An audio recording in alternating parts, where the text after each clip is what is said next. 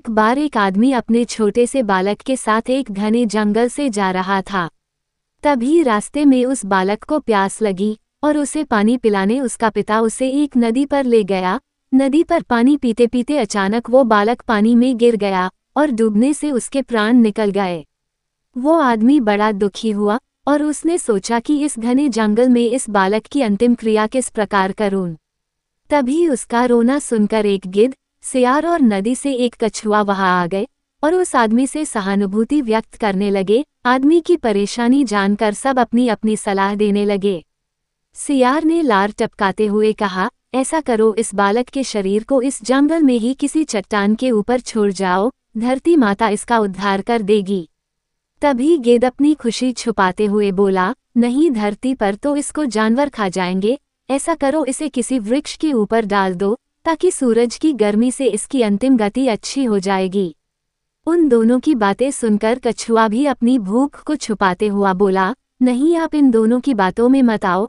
इस बालक की जान पानी में गई है, इसलिए आप इसे नदी में ही बहा दो।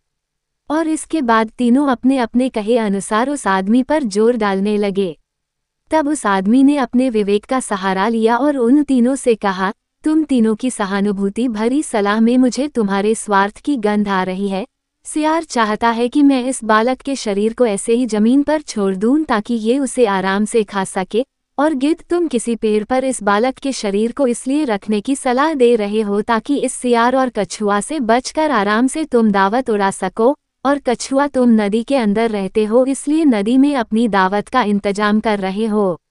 तुम्हें सलाह देने के लिए धन्यवाद, लेकिन मैं इस बालक के शरीर को अग्नि को समर्पित करूंगा, ना कि तुम्हारा भोजन बनने दूंगा। ये सुनकर वो तीनों अपना सा मुंह लेकर वहां से चले गए।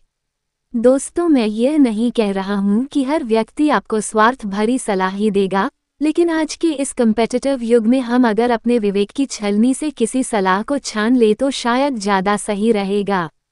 हो सकता है कि आप लोग मेरी बात से पूरी तरह सहमत ना हो, पर कहीं ना कहीं आज के युग में ये भी तो सच है कि मेरे नज़दीक रहते हैं कुछ दोस्त ऐसे जो मुझ में ढूंढते हैं गलतियाँ अपनी।